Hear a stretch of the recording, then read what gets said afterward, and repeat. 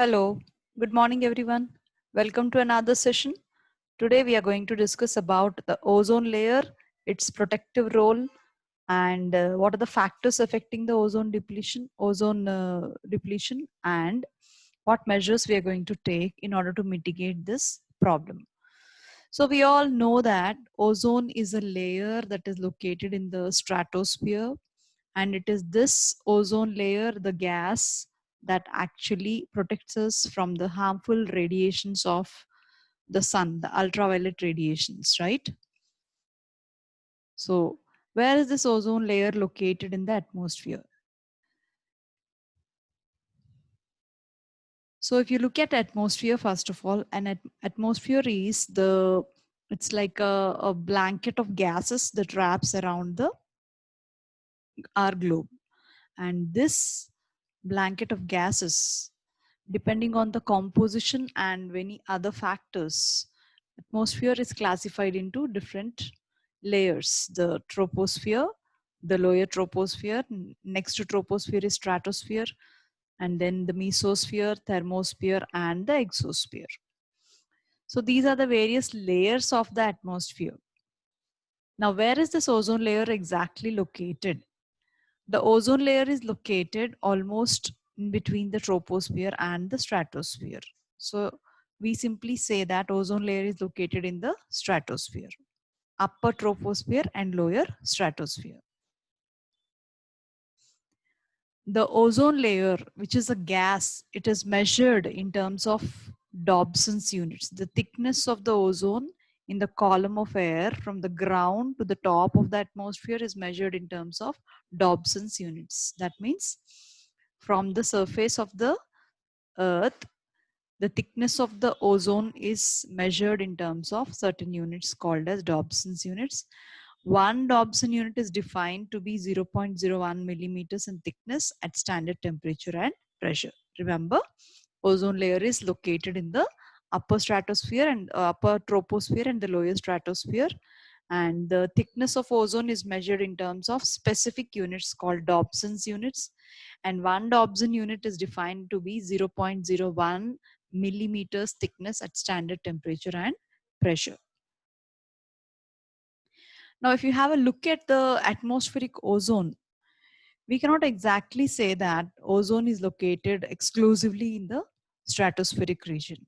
If you can see this graph, it shows that ozone is also located, some part of ozone is also found in the troposphere.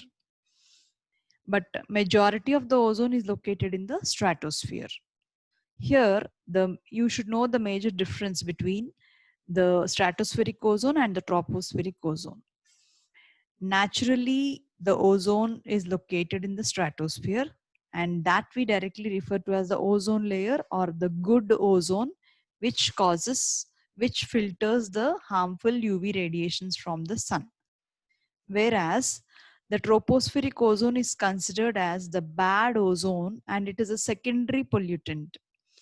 Naturally, ozone should be located only in the stratosphere but not in the troposphere. But due to industrial emissions, due to vehicular emissions, these nitrogen oxides, volatile chemicals, under the influence of sunlight, they form the ozone in the lower atmosphere, that is the troposphere. And this ozone that you find in the lower atmosphere is called as the bad ozone because it is a secondary pollutant. It leads to formation of smog. In our today's topic, we are going to talk about the good ozone that is exclusively seen in the stratosphere, but not in the troposphere. So you can see here in this graph, the thickness of the ozone layer versus altitude. So just above the Earth's surface, you can see the ozone layer thickness, the altitude with every 5 kilometers and 10 kilometers, you have some amount of ozone. And this ozone is created due to the man-made effects. It is the bad ozone. And the ozone located above 20 kilometers is the good ozone, which is located in the stratosphere, the good ozone, right? Now, what is the significance of this ozone layer? As I was telling you, ozone layer is able to filter the sun's harmful UV radiations, and thus we are saved from many types of disasters. Living organisms especially are very much prone to the UV irradiation.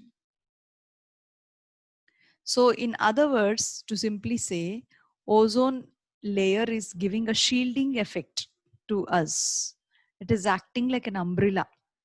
It is acting like a sunscreen lotion, right? It is protecting our skin from the damage caused by the UV rays. That means if this is the sun and the sun keeps giving the visible rays, the light that we see is the visible wavelength, and the invisible wavelength is your UV rays, okay? Ultraviolet radiations. So these ultraviolet radiations are further subclassified depending on their wavelength. So not all ultraviolet rays are completely absorbed by the ozone layer. The longer wavelength UV rays, that is called as UVA, they are able to cross the ozone layer and reach the atmosphere. And this UVA is not really very much harmful, though it causes some kind of sunburn. It is not really very harmful. But the UVB radiations, which are mostly absorbed by the ozone, but if they reach us, they are the ones who causes most damage. They may lead to formation of mutations and cancers. And UVC is almost every bit of UVC is absorbed by the ozone layer. So here we have ozone rays again subclassified into three depending on their wavelength. Shortest of all is absorbed, 100% absorbed by the ozone layer. UVB, most of it is absorbed and very little bit of it is traveling. And the longer wavelength wala is UVA. UVA is able to travel through the ozone layer and reaches. Now, what kind of effects do they have on the living organisms? UVA, the longer wavelength ones, they reach deep into the layers of the skin and this cause skin burning. Okay. And the UVB, which has the largest effect on the top layers of the skin, they causes redness, burning, mutations, and skin cancers. So UVB, remember, out of UVA, B, and C components, B is the most harmful component for living systems. And UVC with the shortest wavelength will be absorbed by the atmospheric ozone completely. So the problem comes for us only with UVB majorly, right? So what effects do they have on the ozone on the living systems? If the UV rays can reach us, they lead to skin ailments in humans. You will have freckles, blemishes, and eventually the skin becomes darker, skin burn, and ultimately it may lead to mutations and cancer. And the same way, UV rays will disturb the life cycle of plants, and UV rays also take their toll on the marine life, right? So effects of ozone depletion and effects of UV rays is one, it forms skin burns, redness of the skin, blemishes and freckles, and ultimately it may lead to mutations of the skin DNA and it may lead to myeloma, that is skin cancer. It disturbs the life cycle of plants and it leads to destruction of the marine life. So as I told you, the good ozone found in the upper part of the atmosphere, that is the stratosphere, which is having the shielding effect. It protects us from the UV radiations. UV rays are highly injurious to living organisms, and the reason why they are injurious is because the DNA and the proteins are able to absorb the UV rays. So DNA will absorb the UV rays. Strong absorption is shown at 260 nanometers, and proteins show a strong absorption at 280 nanometers of UV rays. And because these UV rays, once they're absorbed by the proteins and the DNA, they can break the high energy bonds in these proteins and DNA, and that is how they cause the problem, issues. For example, the structure of DNA, the backbone, the sugar and the phosphate backbone is being bent. So whenever UV rays are able to reach the DNA, there is thymine dimer formation. The unusual bond between two neighboring nitrogenous bases. And there is destruction of the backbone, and this backbone will bend, and this leads to mutations as well as cancer. This is one example.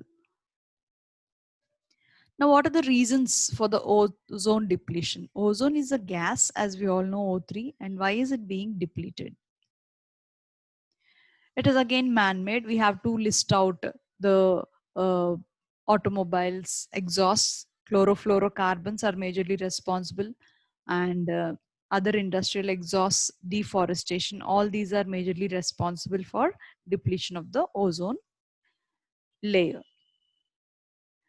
So majorly the ozone depleting substances are as follows: chlorofluorocarbons, hydrochlorofluorocarbons, volatile organic compounds, etc.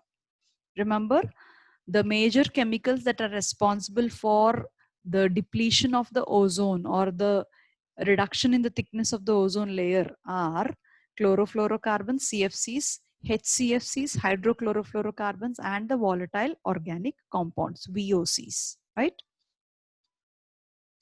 So according to NASA, in 1974, as you can see here, in 1974, the thickness of ozone was somewhere around, you can see the color code to match with the scale. The thickness of ozone was almost orangish red. That means we are at 500 Dobson units in 1974. In 1994, after 20 years, the color changed here. It came to yellow, mango yellow. That means 100 units, Dobson units was reduced. We are from orangish red to yellowish mango yellow we have come. That means within 20 years, the thickness of the ozone layer decreased from 500 Dobson units to 400 Dobson units. In 2009, within a span of almost 15 plus years, it further decreased, and now it reached to less than 400 Dobson units. And by 2020, according to the NASA's prediction, the ozone layer will become thinner and thinner, and it reached to 300 Dobson units. That means within a span of half century, 50 years, 1974, we are at 500 plus, and by 2020, we are at 300 and less than 300, around 300. So 200 Dobson units decreased. That means the thickness is rapidly decreasing. Now, if we continue like this, if we are not able to overcome this problem, if we are continuously releasing the volatile organic compounds, chlorofluorocarbons, etc., by 2040, the ozone layer is further going to be depleted, and the thinning, the layer will be near to 200 Dobson units. And ultimately, by 2060, most of the ozone layer is melted, and you don't find any ozone layer, will be less than 100 units, and UV rays can directly reach, ultraviolet radiation will directly reach us, and we don't know what's going to happen. So before this happens, we are supposed to do something. Don't you think so? We are supposed to do something. What is that something we are doing? Before getting into how we are able to make a solution for this problem, we should first talk about where all this started. How the ozone is located in the upper stratosphere. What is happening exactly there? So if you know, the interesting part is that in the stratosphere, it didn't start as ozone actually. All this started as with oxygen. The oxygen present in the stratosphere, due to the energy of the sun's radiations, it keeps splitting into two superoxide radicals, and each superoxide radical will further reach the one which will fuse with another oxygen to form the so-called ozone. That is, the oxygen located in the stratosphere under the presence of solar radiations is able to form the ozone. And at the same time, the same ozone is going to split into oxygen and superoxide radicals. That means in the stratosphere, there is a continuous cycle of formation and breakdown of the ozone. Formation from oxygen and breakdown of ozone into oxygen. This is a continuous cycle, and this cycle, there is a balance. It strikes a balance. The number of ozones formed should be almost more or less equivalent to the number of ozones that are breaking down. Right? Now, then what is the problem when there is a natural balance existing between the formation and breakdown? What is the problem here? Here the problem is because of the man-made pollutants, that is chlorofluorocarbons especially. So these chlorofluorocarbons, if you know, they are actually produced, they are actually utilized in the refrigerants and air coolers as coolants, and these CFCs are continuously being released into the environment. Now these CFCs, unfortunately, they which were hailed once upon a time, these CFCs were once upon a time hailed as the wonder chemicals which are able to produce the cooling effect. And these CFCs were not causing any harm in the lower atmosphere. But once the CFC is discharged in the atmosphere, it keeps diffusing into the higher atmosphere, that is stratosphere. Once the CFC reaches to stratosphere, under the effect of UV rays, it gives out the chlorine ions, and it is these chlorine ions that will actually catalyze the breakdown of the ozone into molecular oxygen. And this is how the whole destruction began. Remember, ozone layer was naturally present. In the ozone layer, there is a continuous formation of ozone and breakdown of ozone. Formation and breakdown, there is always a balance, and that is the reason more or less the thickness of the ozone layer was maintained intact and constant. But due to the introduction of chlorofluorocarbons into our natural systems, chlorofluorocarbons are not pollutants in the troposphere. Remember, they are only acting as a pollutants in the stratosphere. These chlorofluorocarbons, as they diffuse through the troposphere, they reach the stratosphere, and in the stratosphere, due to the effect of the UV rays, they are able to they are able to give away the chlorine ions, and it is these chlorine ions that actually act as catalysts, and they enhance the rate of breakdown of the ozone. You can see here, this is the chlorofluorocarbon, one carbon, one fluorine, and three chlorine ions. And once they reach to the stratosphere, the chlorine ion has been released, and this chlorine ion is going to hit the oxygen or the ozone, and it will split. It will go and fuse with one of the oxygens, and this chlorine atom, after it is acting as a catalyst, after it splits the oxygen or the ozone, it is not just being consumed in the reaction. The most important part is it is going to go and hit another oxygen molecule or ozone molecule. That means one chlorofluorocarbon molecule will release three chlorines, and each chlorine is going to split many oxygens or ozones continuously, and this chlorine atom is not consumed in the reaction. It is only acting as a catalyst. Please keep this in mind.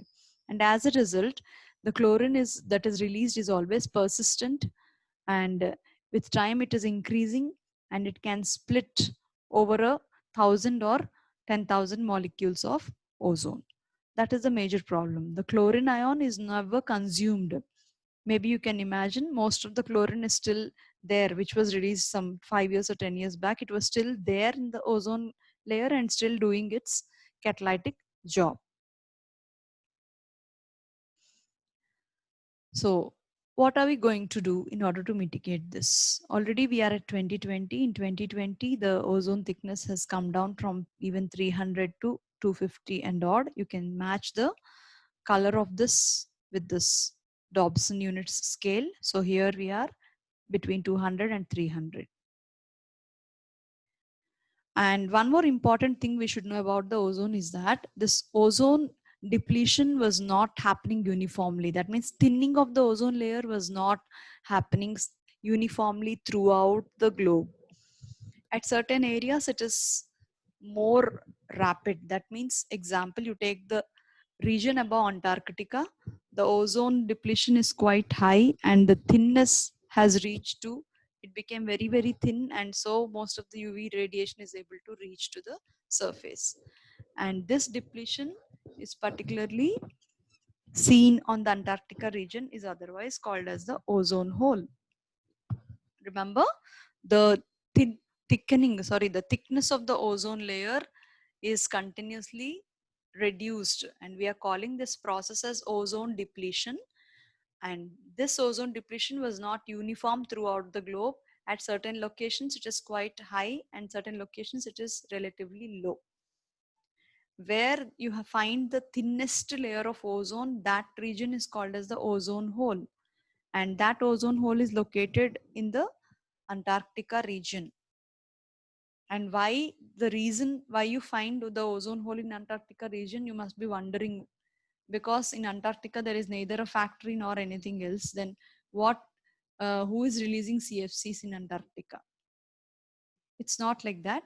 The chlorofluorocarbons that are released are moving up and they are destroying all the ozone. But again, due to the effect of solar radiation, there is formation of the ozone continuously. But if you talk about the Antarctica region will not receive as much amount of sunlight as the other regions, and the convection currents is also very, very low. And these are the two reasons why there is no scope for ozone formation further. Okay, so the reason why ozone hole is seen on the Antarctica region, that is because Antarctica region there is no sunlight, because of which there is no scope for further formation of the ozone. And this ozone hole is predominantly seen in a particular period of the year. Every year between the late August and the early October, you can see the predominant ozone hole, because it is at this time it gets the least sunlight and the formation of ozone is almost nil. And that is the reason the ozone hole is thinnest in the month of August up to early October over the Antarctica region. This is the image provided by the NASA. You can see here the thin ozone layer.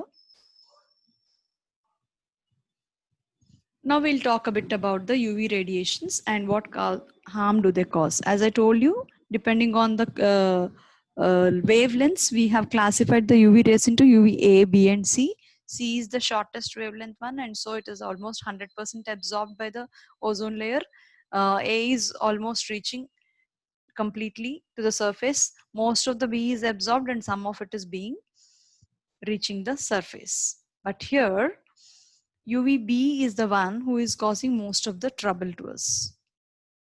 Let us see what are the deleterious effects caused by the UVB radiation. UVB damages the DNA and mutations may occur. As I told you, UV rays can be absorbed by DNA as well as proteins. The structure of DNA is damaged, and that leads to mutations. And it may cause aging of the skin, damage to skin cells, and various types of skin cancers. UVB radiations especially lead to aging of the skin and they damage the skin cells. And melanoma, it may lead to skin cancer called melanoma. In human eyes, cornea absorbs the UVB radiation, again a troublemaker.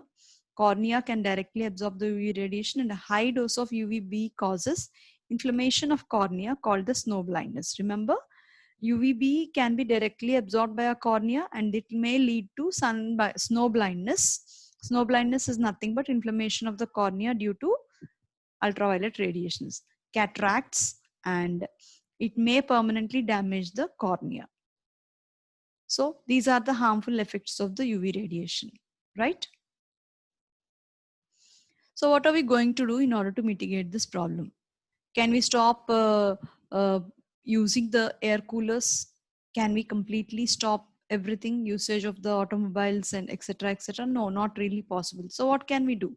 We have to lay a roadmap in order to gradually reduce the emissions that are causing harmful, that are causing ozone depletion. So that in order to lay the roadmap and in order to make a plan for different countries in the world, there was an international treaty called the Montreal Protocol. Remember Montreal Protocol in Canada? This protocol was meant to discuss and recognize the deleterious effects of ozone depletion.